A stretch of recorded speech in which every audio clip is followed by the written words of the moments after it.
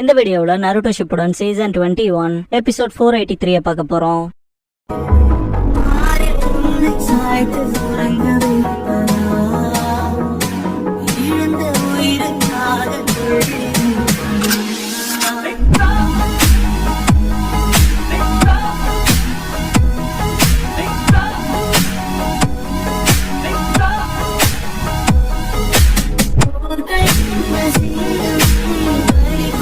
Opening song முடிஞ்சதுக்கு அப்புறமா ஜிராயாங்கிற title போடுறாங்க.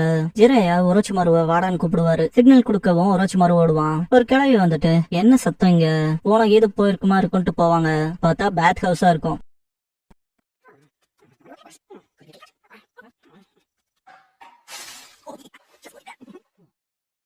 ஜிராயா பெண்கள் குளிக்காத எட்டி பார்த்துட்டு இருப்பாரு எக்ஸைட்மெண்டோட.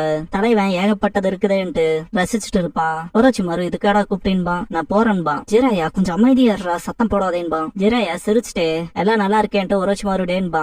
ஒரோச்சிமாருன்னு கூப்பிடுறப்ப பின்னால சத்தமே இருக்காது. ஜிராயாக்கு பின்னால அதை கிளவி வந்திருக்கும். அடே காஜி பிடிச்சவனேன்ட்டு சுடுதண்ணியை பிடிச்சி ஊத்திரும். எங்க சுடுதண்ணியை ஊத்துறீங்கன்பா ஜிராயா. திரும்ப ஒரோச்சிமாரு கிட்ட போயிட்டு ஜிராயா இங்க பாரு இதுதான் பிளான், நீ வேஷம் போட்டு வந்து சுனாடேவை தாக்குற, அப்ப நான் அங்க இறங்கி ஒன்ன சேஸ் பண்ணுவேன். அப்புறம் சுனாடே என்ன சொல்லுவ தெரியுமா, ஓ ஜிராயா நீ வேற லெவல் போன்பா. ஒரோச்சிமாரு இதெல்லாம் அதுக்கு பண்ண எனக்கு பொருளேன்பா, அதுல தாண்டா எனக்கு முக்கியத்துவமே இருக்குன்பா ஜிராயா, ரொம்ப டீப்பான முக்கியத்துவம்னு. ஒரோச்சிமாரு அவ பக்கத்தால வந்துட்டாட்டு மாஸ்க போடுவான். சுனாடே வரப்ப ஆல்ரெடி கேம்பிளிங்ல தோத்துட்டு வந்திருப்பா. கேம்பிளிங்ல அவ்வளவு ஈஸி இல்ல போலயேன்ட்டு எல்லாம் அந்த ஸ்னாப்ல தான் இருக்குன்ட்டு ஃபிங்கர்ஸ் யூஸ் பண்ணி டைஸ ரோல் பண்ற மாதிரி பண்ணிட்டு வருவா. டைஸ கொண்டு வந்து இது எப்படி ஸ்னாப் பண்ணி இருந்திருக்கணும், இந்த மூமெண்ட் தான் சீல் பண்ணுது, ஒருத்தன் ஜெயிக்கிறானா இல்லையான்ட்டு பேசிட்டு வரப்ப குறுக்கு வந்த ஒரோச்சிமாருவை பாத்துட்டு யார் நீன்னு கேப்பா. ரொம்ப மோசமான மூட்ல இருக்கன்பா. ஒரோச்சிமாரு அட்டாக் பண்ண தயாராகுவோம். சுனாடே கொன்ற போறோம் ஓடிருன்பா. ஒரோச்சிமாரு கொஞ்சம் கொஞ்சமா பின்னால போவான். சுனாடே போட்டு தாக்கி இருப்பா. ஜிராயா என்னாச்சுன்ட்டு ஓடி வருவான். இதோ வந்துட்டேன், ஒரு பிரச்சனையும் இல்ல, கவலைப்படாத, என்னாச்சுன்பா. சுனாடே ஜிராயாவை பாத்துட்டு ஆமா என்னத்துக்கு நீ இங்க என்ன பண்றேன்னு கேப்பா. ஜிராயா வைக்கப்பட்டு நீ இப்ப ரொம்ப அழகா இருக்கேன்பா. ஒரோச்சிமாரு ஜிராயா நான் போறேன்டான்ட்டு போவான். சுனாடே உங்க ரெண்டு பேத்துக்கு இன்னத்துல என்னடா வேலைன்னு கேப்பா.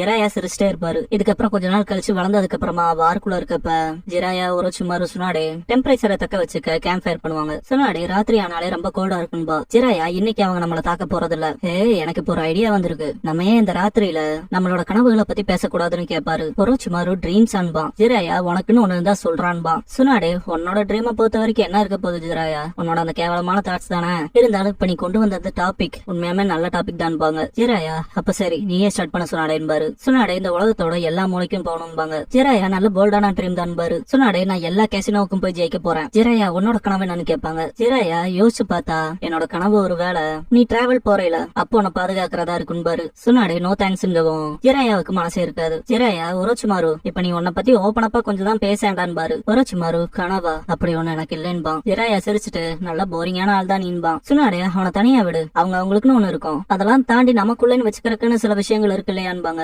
ஒரோச்சிமாரு நான் நெஞ்சுட்சுவை கத்துக்கிட்டு இருக்கு எல்லாத்தோட ஸ்ட்ராங்கா இருக்க போறேன்பா. ஜிராயா ஓ எதுக்காகன்னு கேட்பாரு. ஒரோச்சிமாரு எதுக்காகவா, அத பத்தி நான் யோசிச்சதே இல்லன்பா. ஜிராயா உன்னால முடியாதுதான்பா, என்னை பத்தி தெரிஞ்ச போலவே பேசாதேன்பா ஒரோச்சிமாரு. ஜிராயா நம்ம போற வழியில பாக்குறதையும் கேக்குறதையும் ஏன் நம்ம எழுதக்கூடாது சுனாடேன்னு கேட்பாரு.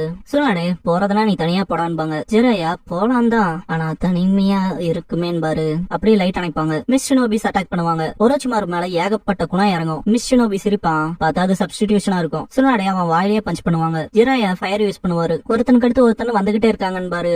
சுனாடே வரட்டும் மொத்த பேத்தையும் போட்டு தள்ளுறான்பாங்க. ஃபைட் வேற லெவல்ல போகும். அப்படியே சரியான காமிச்சு கக்காஷிங்கிற டைட்டில் போடுவாங்க. சின்ன வயசு கக்காஷி வாய்க்கு பிடிச்சிட்டு ஆமால தான் கடைசின்ட்டு ஃபுட்டுக்கு தேங்க்ஸ் பண்ணிட்டு சாப்பிடுவான். நேச்சுரல் டிஷஸை மாஸ்டர் பண்ணி ஆகணும்ட்டு சிம்மட் ஃபிஷ் இட்ஸ்கே எவ்ரிடே ரெசிபி ஃபார் ஃபிஷ்ங்கிற புக் படிப்பான். அடுத்து மெயினார ட்ரை பண்ணலான்பா. இதுக்கப்புறமா sink bath tub and rest room எல்லாம் கிளீன் பண்ணுவான். நான் கிளம்புறேன்ட்டு வீட்டுல இருந்து கிளம்பி போவான். நருட்டோ எப்படி அந்த ஸ்ட்ரீட்ஸ்ல தனியா நடந்து போயிருப்பானோ அதே போலதான் கக்காஷி இருக்க மாதிரி காட்டுவாங்க. ஆக்சுவலா கக்காஷி போலதான் நருட்டோவும் தனிமையில இருந்திருப்பான்.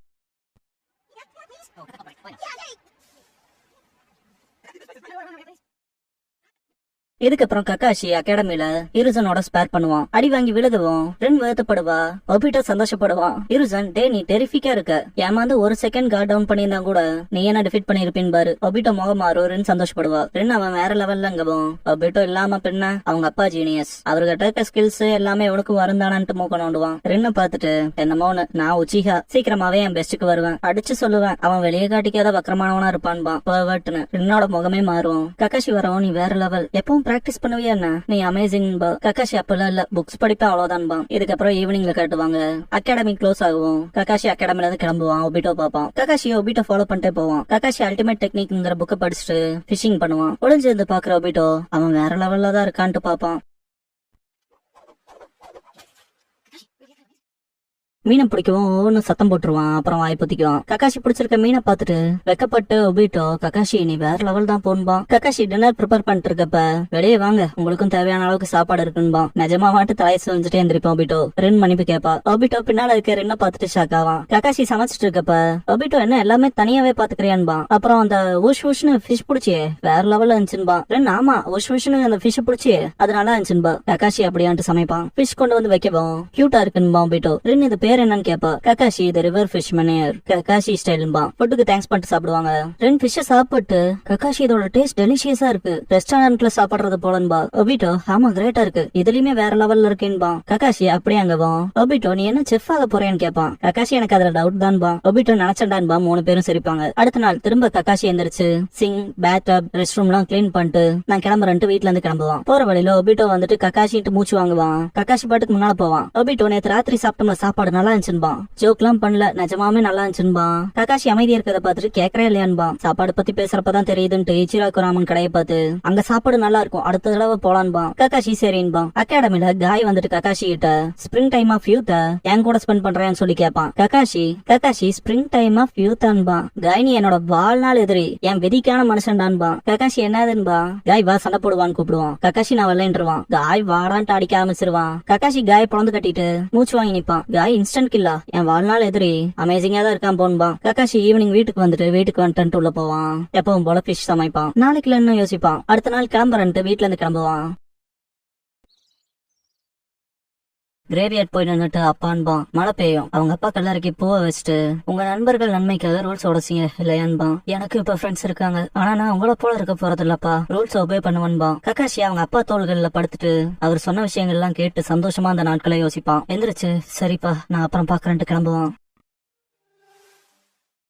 திரும்ப காலையில விடியும். கிளம்புறேன்ட்டு வீட்டுல இருந்து போவான். ஒபிட்டோ வந்துட்டு குட் மார்னிங், நேத்தாண்டா வரல, நீ இல்லாம ஃபன்னாவே இல்லைன்பா. கக்காஷி அப்படியான்னு கேட்பான். காய் கக்காஷி கிட்ட நான் வேணா உங்ககிட்ட போன தடவை தோத்துருக்கலாம்டா, இந்த தடவை வாய்ப்பே இல்ல, ஏன்னா அது கடந்த கால மைட் காய். இப்ப புதுசா ரீபானான மைட் காய் தோத்து போகவே மாட்டான்பா. வாய் வீங்கி போயிருக்கோம். கக்காஷி உன் வாய் இன்னும் வீங்கிதாண்டா இருக்குன்பா. காய் வீங்கிதான் இருக்கு, the spring time of youth முடியவே முடியாதுன்பா. Kakashi spring time of youth அங்கவும் காய் வாட அடிச்சு பாக்கலான்ட்டு ஃபைட் பண்ண ஆரம்பிச்சிருவான். கக்காஷியை திரும்ப ஃபைட் பண்ணுவான். ரெண்டு கக்காஷின்னு கூப்பிடுவா. இதெல்லாம் பாக்குற ஒபிட்டோ காய் கீப் அப் பண்றான்பா. 2 பேரும் அடிச்சுக்கிறத பாத்துட்டு ரெண்டு பயந்து கண்ண முடிக்குவா. ஒபிட்டோ கக்காஷி உன்னால முடியும்னு கத்துவான். ரென் ஆமா கமான் கக்காஷின்பா. காய் ஸ்பிரிங் டைம் ஆஃப் லைட் மட்டும் குறையாதான்பா. ஒபிட்டோ இல்லாமையும் போகலான்பா. தி எண்டன் போட்டு இந்த எபிசோட் முடியுது.